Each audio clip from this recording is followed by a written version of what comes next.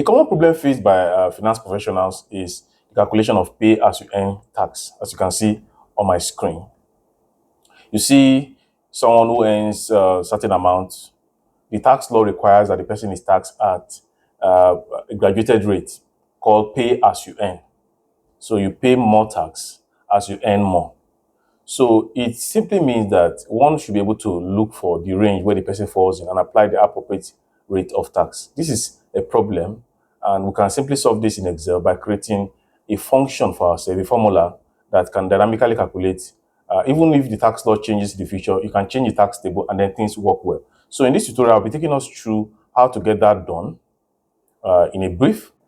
So I've created a table here. You can see the table. The table has some employees. I've created a function. Looks quite long, but I'm going to break it down in these tutorials for us all to understand. So we'll just quickly go ahead and do a cleanup of this and start afresh.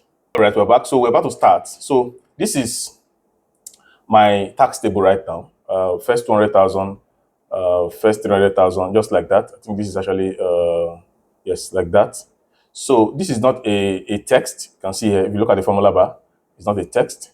I've done some sort of custom formatting. If you press Ctrl 1, you'll see that it's a custom format here. So maybe I'll do a video in the future on how to do custom format.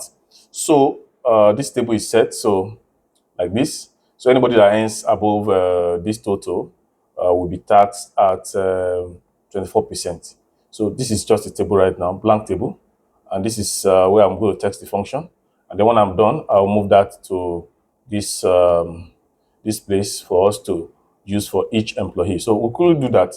So for example, if someone is earning 400,000, what will the person be charged at? So to get that done, I'm going to populate this tax table very quickly. So this should be 7% times this times 200,000. So just to get that done up and running. So 14%, 14,000 like that. So chargeable cumulative income is now that, okay, if your income is more than 200,000, what will be your tax? So I'm going to do what we call chargeable cumulative income. So that is just to do sum of from here. Then I'm going to lock, sorry, maybe the fresh. I'm going to lock C4 by pressing F4, then I close the bracket, press enter. I will always delete this one because it's variable. It's anything greater than, so we don't know the amount, so it's variable, so I'm going to delete this last one. Then cumulative tax is now also sum of this. I will lock this one by pressing F4, then press this. I'll delete this as well. So this is set now. So for anybody who is earning like 500,000 cumulative chargeable income, this is his tax. For anybody like earning like 1 million, this is the person's tax. 1.5, this is the person's tax, like that. So the problem for us now is anyone that does not fall into these exact brackets, what will the person charge? So for example, 400,000, the person is in between 200,000 and 500,000. So what happens to that person's tax? How do we go about it? So what we're going to do here is to look for the row number below or at the exact point. So for example, someone who is earning 400,000, what is the row number? So the person will first of all be on this row number. Person will be on this row number. Then anything that is greater than 200,000, which is 100,000, will be charged at the next tax rate, which is this one. So I need to first of all know what is the row number. So I need to first of all return 1. Then when I get 1, I will add 1 to it to get this next one. So I will take us through that. So what I will first of all do is to get the row number at this exact point, 200,000. So that will be done by saying match. Match what? This one. Match this, comma. What is the lookup array? The lookup array for it is the chargeable income. Remember, we're looking at chargeable income. So I will highlight the whole of this. And I've already named it, I've already given a name range. So, comma. What type of match do I want to do? I want to do less than. I want to do anything below it first. So I'll press 0. I'll press 1. I'll close the bracket. So this is giving me 1. So if this were to be 500,000, 500,000, it will give me 2. Because 500,000 is somewhere here. If this were to be 600,000, this will give me 2 as well, because anything exact point or below it. That's why we used 1 here. Good. So having known that, the next thing to do is, what is the tax, cumulative tax at this particular point? For example, this one, for this 600,000, the cumulative tax at this exact point is this amount. So how do I get this out? I've already gotten the row number, which is 2, which is here. So the next thing I can do is to use index to return the tax at that point. So I will say equal to, and I'll use index. In case you are not familiar with index and match, I've done a video before. I'll put a link up there for you to be able to view it. All right. So index requires us to get an array. Requires us to get an array. So the array in this case, I'm looking at tax. So I like the cumulative tax, comma. Then index require you, what is the row number within this range? What is the row number of this particular one you want to return? So for example, this one now is at 0.2.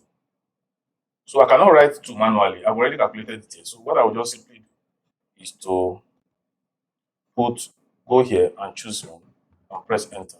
So this is giving me 47,000, which is this one. Then what is the excess income above this 600,000?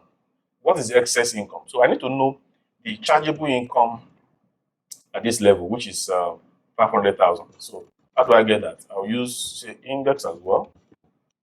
Index, now I'm returning income. So I will come here and say, this is the area I want, and this is the row number I want to return. The same row number. Always remember the row number. So now, this 47,000 is for 500,000 chargeable income, which is this one. But I'm looking at 600,000. So what is the excess income? So to get that, I'll just simply come to here, and I'll say 600,000 minus. I'll press enter. So this is giving me 100,000. So 100,000. This 100,000 now, which has not been taxed yet, because this 47,000. This one relates to 500,000. This excess has not been taxed. So this excess will be taxed at the next rate, which is this one. And this next rate is at 0.3, at position 3, and I already have 2 here. So what do you think I will do? I'll simply add 1 to this one to get this tax rate. When I get this tax rate, I'll multiply by 100,000. So let me get that done quickly. So I'll come to this last page and say, what is my computed tax? Computed tax will now be index. I want to return this tax rate here. So I'll come here, highlight this space as my array, comma. Then I want, what is the row number I want? I want this one, this point plus 1. And that will give me 15%. So this 15% corresponds to this point. Good. So after gotten this one, what's the next thing I will do? I'll just multiply it by the excess, 100,000 percent. So this is excess. This 15,000 is the tax for 100,000. So, but I've gotten this one already. So what will I do? I'll come to this end or beginning. I'll say this now plus this will give me the total tax for 600,000. We can quickly test that. So 600,000 income will be taxed at 11%. Sorry, will be taxed at will be 47,000, which is at 500,000. Then the excess, which is 100,000. Let me just reference it from here. 100,000 times the next tax rate. So this is just to check. And when I add it up, I get 62,000. So this is working perfectly. So this is how to go about it. So now the next thing to do now is to combine all of this into one function. Because right now they are split. But in our payroll run, they are not split. We have to have only one function with only one variable. And the variable has to be the chargeable income, which is this one. Only one variable is accepted here. So we need to combine this one into a self-contained function. So how do we do that? We simply look for where these ones are and copy the function formula there and paste here. So I have, first of all, I have L5. So where is L5? L5 is here. So what I will just simply do is to copy this slowly. Anywhere I see L5, I'll paste that one there. You have to be careful. I paste that one here. I paste it here. So this is still working. Then the next thing is I have K5.